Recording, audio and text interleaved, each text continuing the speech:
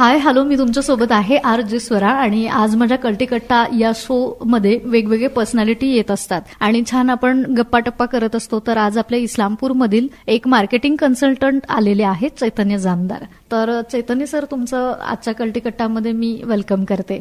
धन्यवाद मॅडम. कसे आहात? एकदम मजेत. अच्छा.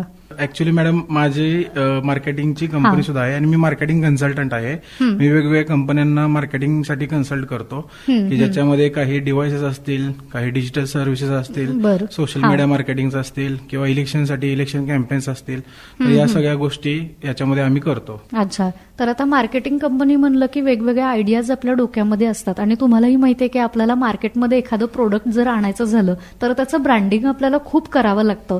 म्हणजे आपण टीव्हीवरती पण एखादी जाहिरात बघितली तर ती जाहिरात आपल्याला सतत लावावी लागते, म्हणजे ती जे ऑडियन्स आहेत आपले तर त्यांच्यावरती ती थोपवावी लागते आपल्याला, तेव्हा ते मार्केट आपल्या लोकांपर्यंत पोहोचतं. तर तसं काय तुमच्या डोक्यामध्ये आहे? ऍक्च्युली मॅडम, तुम्ही खरोखर बोलला. कारण की याच्यामध्ये कसं आहे की जोपर्यंत तुम्ही लोकांच्या नजरेत येणार नाही सारखं सारखं, जो दिखताय वही बिकताय, तर या प्रकारे तुम्ही जोपर्यंत लोकांच्या नजरेत येत नाही तोपर्यंत लोकांपर्यंत तुमचा ब्रँड पोहोचत नाही. तर यासाठीच तुम्हाला मार्केटिंग आणि ब्रँडिंग करणं फार गरजेचं आहे. तर यासाठी आम्ही स्वतः आता LED स्क्रीन मॅन्युफॅक्चर करतो आणि त्याचबरोबर मी एक डिजिवॉकर नावाचा प्रोडक्ट बनवलेला आहे की जो एकदम गर्दीच्या ठिकाणी फार इम्पॅक्टफुल ठरतोय. कारण की आपल्याकडे आता सध्या गरजेच्या ठिकाणी कुठेही आपल्याला मार्केटिंग करता येत नाही, कारण की तिथं कुठलीही मोठी व्हॅन किंवा स्पीकर्स या गोष्टी अलाउड नाही आहेत किंवा जात नाहीत तिथं.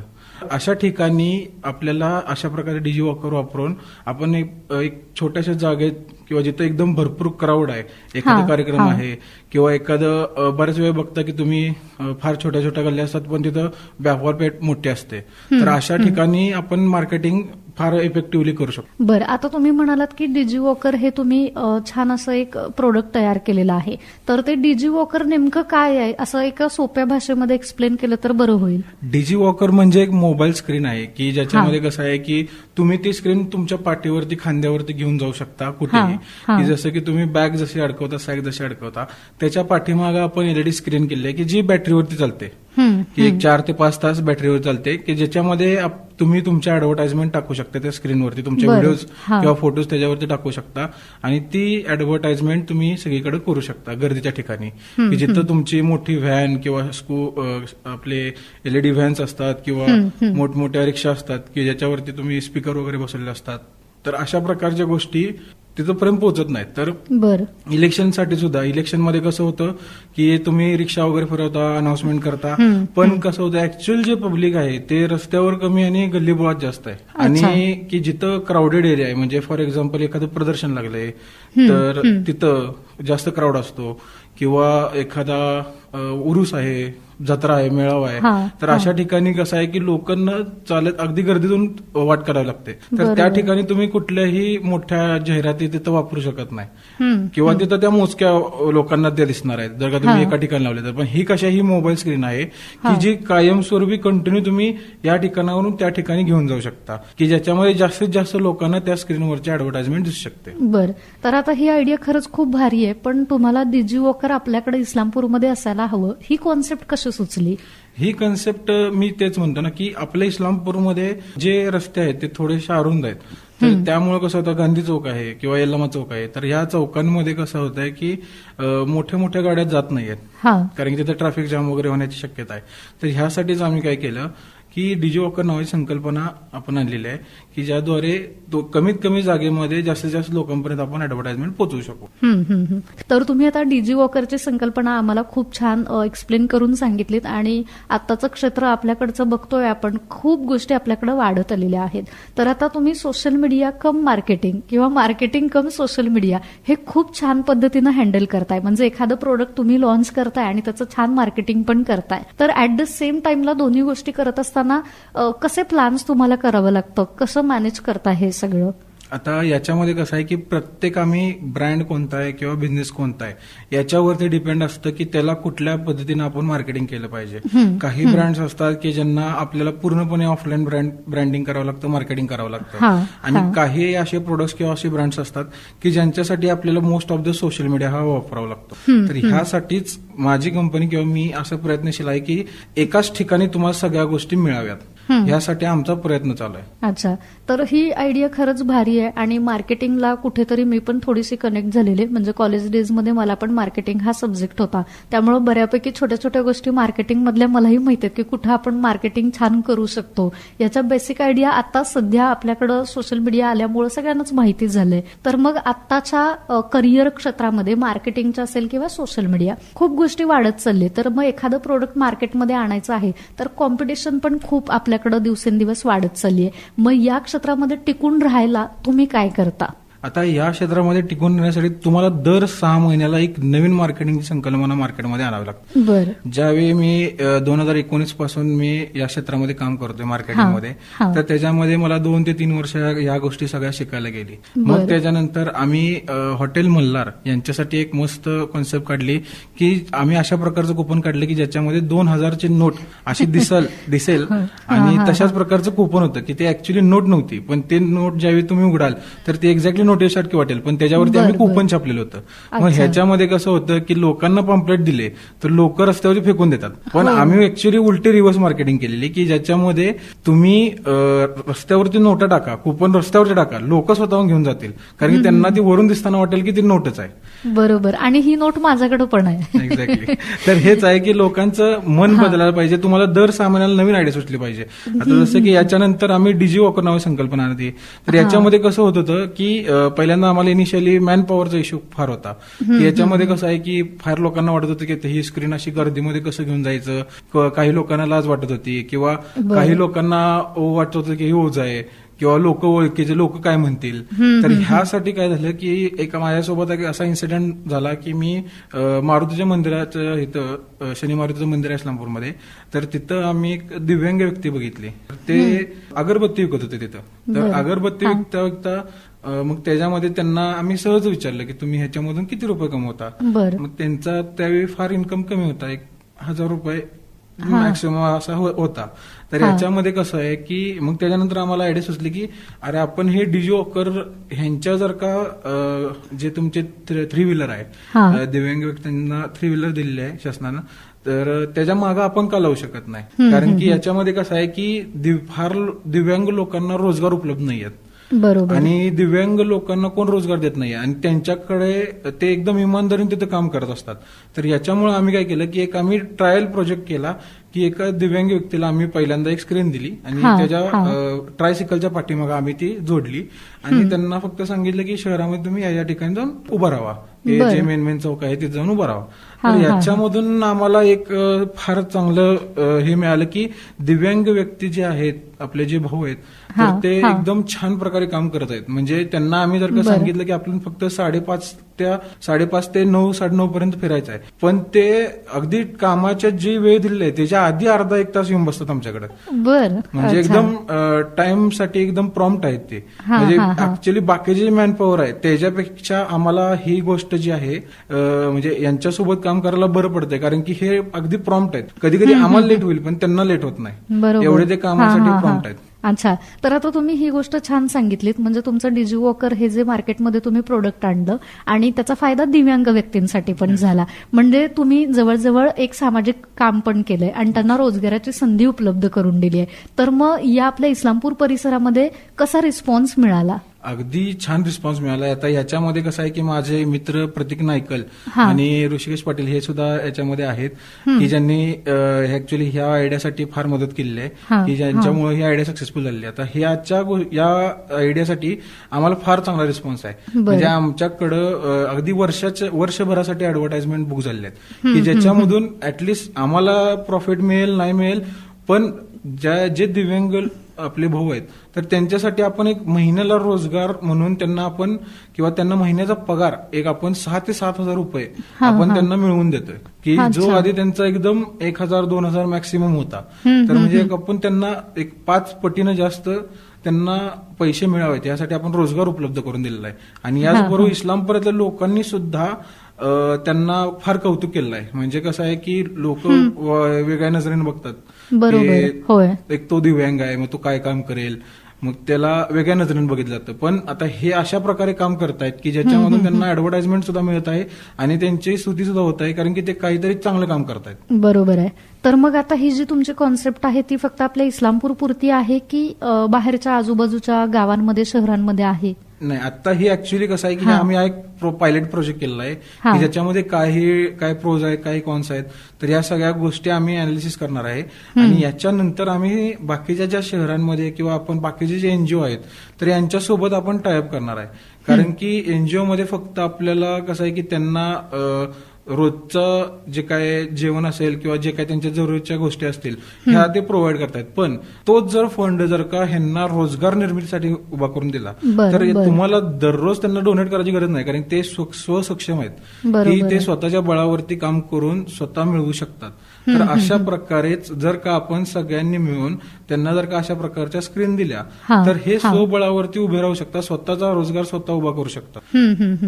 मग आता तुम्ही सांगितलं की इस्लामपूर परिसरातल्या लोकांनी खूप कौतुक केलं आणि त्यांना रोजगार मिळतोय, तर मग या सगळ्यासाठी ते दिव्यांग व्यक्ती तयार आहेत का? हो, अगदी. ऍक्च्युली आता आमच्याकडे 10 ते 15 जणांचं. अच्छा, म्हणजे त्यांच्यामध्ये पण छान रिस्पॉन्स हो, दिसतो? अगदी छान रिस्पॉन्स आहे. म्हणजे पहिल्यांदा आम्ही एका जणांना बोलवलेलं काम करण्यासाठी, पण त्याच्याबरोबर आता आमच्याकडे 3 जण आहेत. बरं. आणि त्याच्यामुळं कसं आहे, आणि याच्या व्यतिरिक्त आम्हाला बऱ्याच 8 ते 10 लोकांनी अप्रोच केलेला आहे की तुम्ही सुद्धा आम्हाला अशा प्रकारे याच्यामध्ये या प्रोजेक्टमध्ये इन्व्हॉल्व्ह करून घ्या की ज्यामध्ये त्यांना सुद्धा रोजगार मिळेल आणि त्यांना सुद्धा काम करायची इच्छा आहे. अच्छा, या प्रोग्राम. तर आता तुम्ही हे प्रोडक्ट तर लॉन्च केलेलं आहे, तर मग भविष्यात अजून कोणते असे प्लॅन्स आहेत का की हे प्रोडक्ट नाही का आपलं या दिवसापर्यंत किंवा इतक्या महिन्यांमध्ये अजून एक लॉन्च व्हावं वगैरे, अशा भविष्यातल्या योजना काही?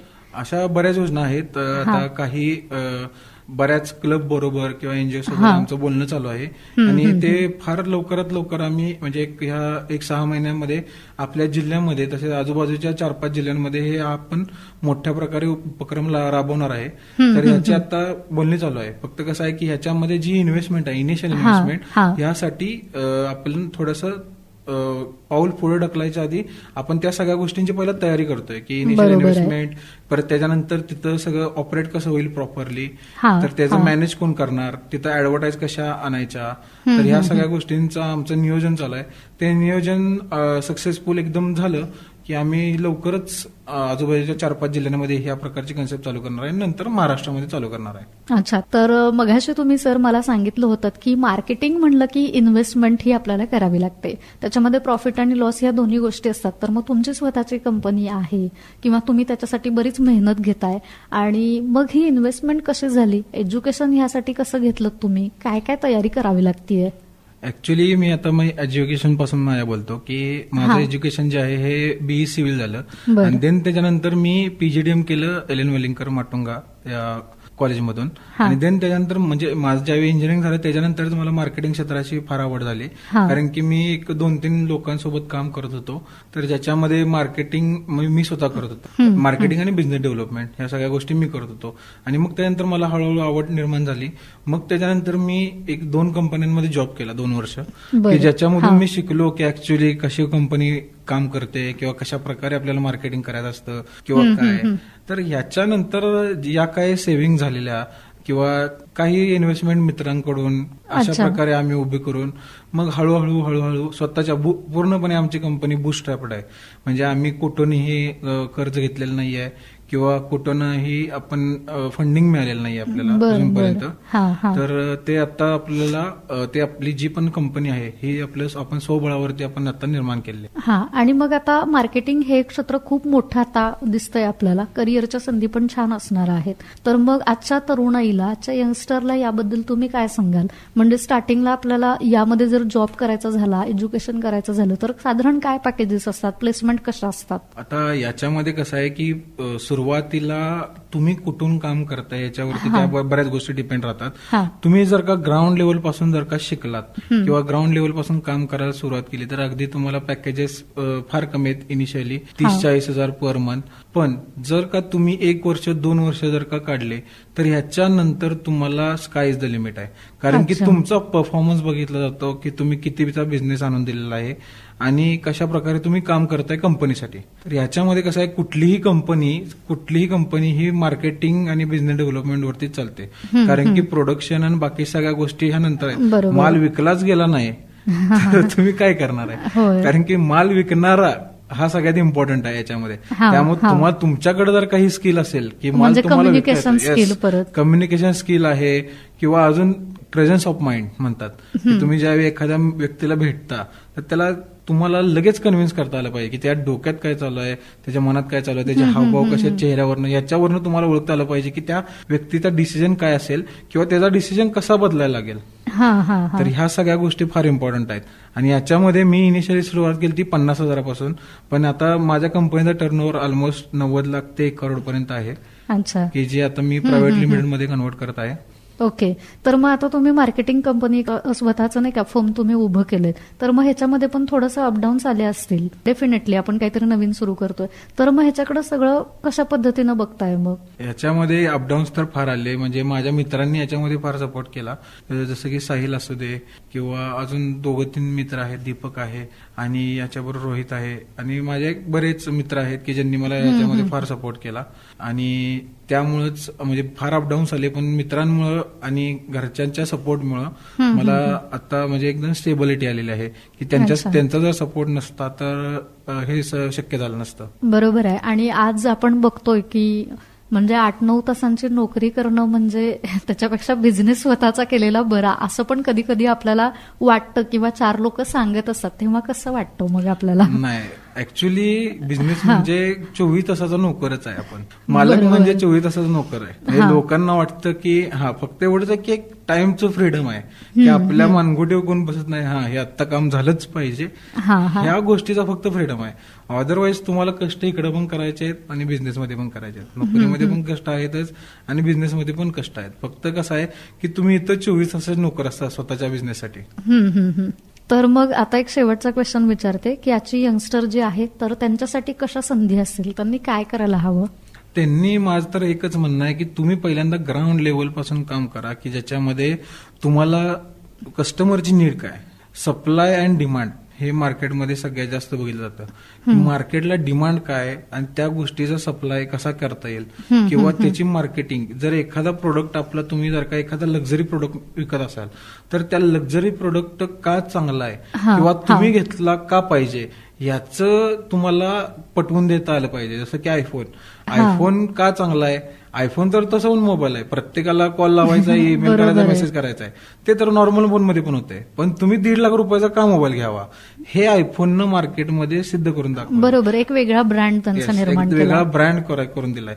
तर ह्यासाठी तुम्ही कुठलंही प्रोडक्ट निवडताय किंवा कुठल्याही तुम्ही बिझनेसमध्ये असाल किंवा तुम्ही नोकरीमध्ये असाल तर तुमचं जे पण प्रोडक्ट असेल तर ते मार्केटमध्ये कुठल्या मार्केट सेगमेंटमध्ये 3 मार्केट सेगमेंट आहेत, एक लोअर क्लास, एक मिडल क्लास आणि एक अप्पर क्लास. तर तुमचं प्रोडक्ट तुम्ही कुठल्या सेगमेंटच्या लोकांना विकताय याच्यावरती ते डिपेंड आहे की तुम्ही एक छोटंसं प्रोडक्ट जास्त मास क्वांटिटीमध्ये विकायचं आहे का तुम्हाला फार मोजक्या लोकांना प्रोडक्ट विकायचं आहे आणि ते पण महागामध्ये. कारण की प्रॉफिट मार्जिन तुमचं कसं आहे, तुम्हाला रेव्हेन्यू जनरेशन मोठं वाढवायचं आहे का प्रॉफिट मार्जिन वाढवायचं आहे, तर ह्याच्यावरती आपल्याला विचार केला पाहिजे. आणि हेच यंगस्टरला मी सांगेन की तुम्ही ह्या सगळ्या गोष्टींचा अभ्यास अगदी ग्राउंड लेवल पासून जर केला तर तुम्हाला अगदी सहजपणे शक्य होईल पुढच्या 5 वर्षामध्ये तुम्ही कुठल्याही प्रोडक्टला हात लावाल तर तो तुम्ही त्याचा ब्रँड बनवू शकाल. नक्कीच. तर तुम्ही खरंच खूप छान मार्केटिंग क्षेत्रातल्या करिअरच्या संधीवरती बोललात आणि तुमचे पण नाही का फर्ममध्ये थोडेसे अपडाऊन्स आले तरी सुद्धा तुम्ही या स्पर्धेमध्ये आज टिकून आहेत. तर तुमच्या फर्मला तुम्हाला खूप साऱ्या शुभेच्छा. असेच मार्केटमध्ये नवनवीन ब्रँड घेऊन या, प्रोडक्ट घेऊन या. धन्यवाद मॅडम, तुम्ही पण मला इथं बोलण्याची संधी दिली रेडिओ शुगरवरती, त्यासाठी तुमचे सुद्धा मनापासून धन्यवाद. थँक्यू.